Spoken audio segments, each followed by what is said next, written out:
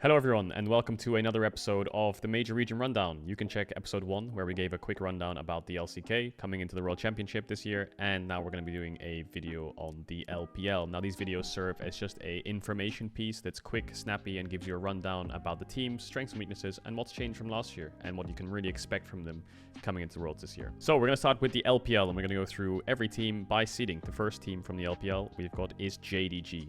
The roster is 369, Kanavi, Knight, Ruler, and Missing. Now you might remember this team from last year at Worlds where they lost up against T1. They've swapped out Yagao and Hope for these two super carries of Knight and Ruler, which are huge upgrades, I think. One of the big problems that this team faced last year against T1 was that Hope was getting caught on mid-waves, and the team had a very good pillar of support around their carries, but there wasn't really the performance that JDG was hoping. So they picked up, like I said, Ruler from Genji, Knight from Top Esports, and this team has looked flawless all summer long. And pretty much all year long. I mean, they won Spring, they won MSI, they won Summer. Now all that's left for them to do is win the World Championship to complete the golden road that no one's ever done before in the history of League of Legends in that order. Now they did have a couple of slumps here. I think at the very beginning after MSI coming into Summer, they dropped the series, and I feel like that's a bit of an MSI hangover. They had a bit of a slump in week 6 where they lost to IG, but that's the only two times where they kind of looked vulnerable. A lot of people coming into Summer this year thought that BLG would finally be able to beat this team, but it was actually LNG that gave them the biggest of pain in Summer. LNG of course had some roster changes, we'll talk about them a little bit later, but there was 2 5-game series that JDG had to play up against them. They won both of them, and at one point in that finals they're actually down 1-2, but they managed to pull it off. They managed to win Summer.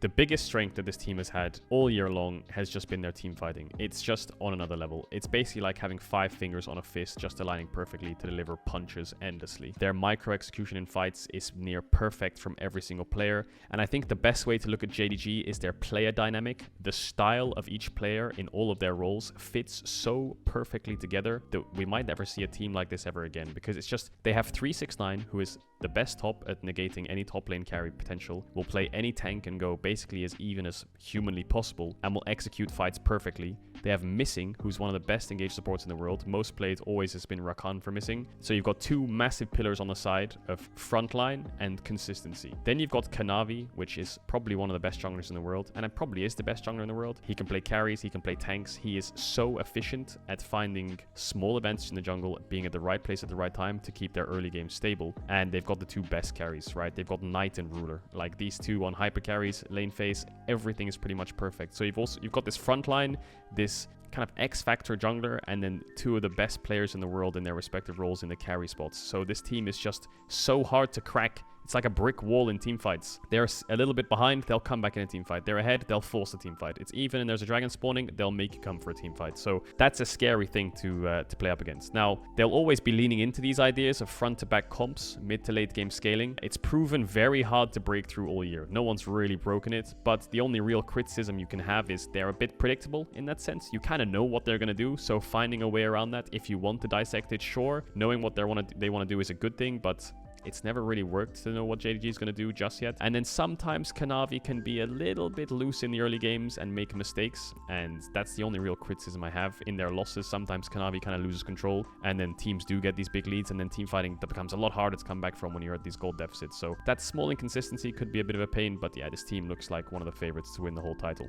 The second seed from the LPL is BLG. This roster, of course, has Bin, Shun, Yagao, Elk, and On, and the team has never been to Worlds before. If you watched MSI, you'll know all about them. You know, their coach Tabe, who was leaking strats on a Worlds analyst desk in Season 3, to then running on the wrong side of the stage to celebrate with his team when they won a series, to, you know, Bin punching cameras. They're a super exciting team to watch. I think people's heads immediately turned when this team won the Demacia Cup and came second in the Weibo Cup. Now, some of the teams didn't actually field their full roster, but you know, people kept their eye on them. But their biggest kryptonite has been JDG. It's always been JDG. JDG has just kept BLG suppressed all year. They lost to JDG in Spring 1-2. They lost to them in the Spring Playoffs 2-3. They lost to them in the Spring Finals 1-3. They lost to them at MSI 0-3. They lost them in the MSI Finals 1-3. They lost to them in Summer 0-2. They lost to them in Summer Playoffs 0-3. It's a tragedy. JDG always beats BLG. It's the law. Now, they look like one of the best teams in the LPL all year long, even in summer regular season, because they finished first. I think they broke the record for the most wins or something along those lines of any team, most winningest team in the regular season.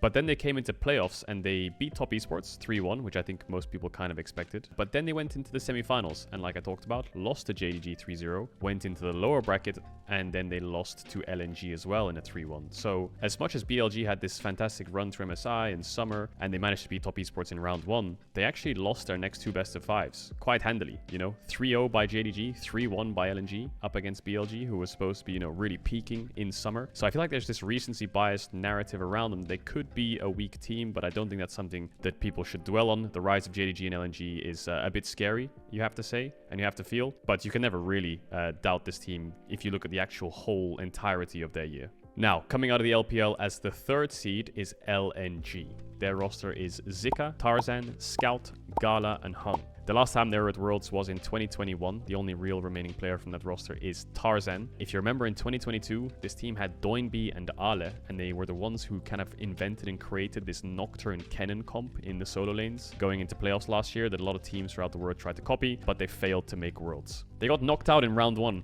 of playoffs by OMG in spring, but in the offseason, they actually traded AD carries with RNG. They traded LP, who was on LNG, for Gala, who was on RNG. So LNG got Gala on their team, which was one of the biggest upgrades you could ask for in an offseason. And my fucking god, was it an upgrade. You come into this split and this team just looks like a different beast. The regular season was fine, sure, but coming into playoffs, this team was insane. They have Scout, who's probably one of the most consistent performing mids in the LPL. He won MVP in spring and summer, which is crazy. A lot of people think back to Scout last year, and he was up against Zeka in that EDG DRX Game 5 quarterfinal, where he got solo killed like 4 or 5 times. But I think it's time to write that narrative off. As much as you can hold that against him and say that he lost that game and lost that series for his team in that Game 5, he won back-to-back MVP, and his performance has been flawless. And he looks like he's in great shape coming into this World Championship. The only kind of counter-argument you can have in that respect is that Ruler and Knight were sharing MVP votes throughout spring, and then Kanavi was sharing it with them throughout summer, because JDG just had like this rotation of carries just non-stop taking MVP votes, and Scout was just farming them up. But he had Gala on his team in summer, and he still won MVP, so massive respect over to him. Now, a lot of people might not know who their top laner is. Zika. He's one of those flexible tops in the LPL. He's got this kind of like baby bin carry style, but also this kind of 369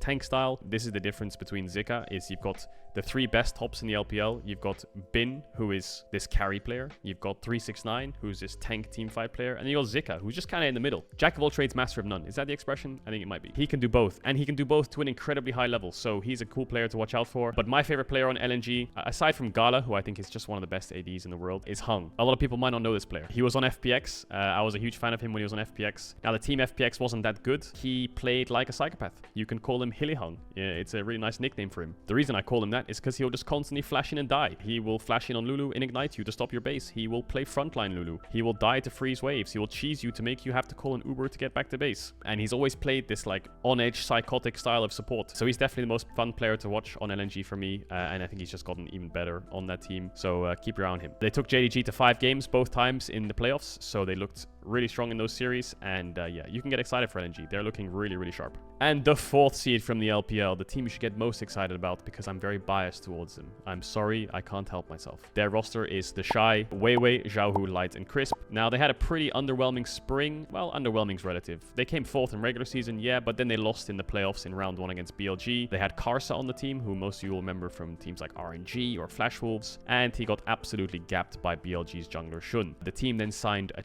player called Weiwei, who was actually on BLG last year, and in summer this team just turned around. Weiwei was a huge step up from Karsa for this team, and even though they only finished, I think it was 6th in the regular season, and they had a worse placing in the regular season, the team just looked a lot more cohesive. They swept through the playoffs. They destroyed NiP. They won up against RNG, who was quite weak, yes, but then they lost to LNG in 5 games. Now, that game 5 was very close. I think it was surprising that this team took LNG to 5 games in the first place, because, and it wasn't really surprising at the moment in time, but looking back, it was, you know, because LNG and JDG were just going head-to-head in 10 games across 2 series. So the signs were there that this team could be good. Now, of course, they didn't make Worlds through the playoffs. They had to play in the regional finals, but they were tough. They had to play against Top Esports in the first round. 5-game series against Rookie and Jackie Love, but they managed to win. Then they went on to the next round of the regionals to play up against EDG with Uzi, where it was Uzi or The Shy and Xiaohu to make Worlds. In the end, it was EDG that lost, and Weibo made it through. The best player on this roster is definitely Xiaohu, I would feel like. I think think he single-handedly got them to Worlds in the first place. His Azir and Tristana is kind of unique in times. He will TP behind you, he will flank you on Azir, he will dash in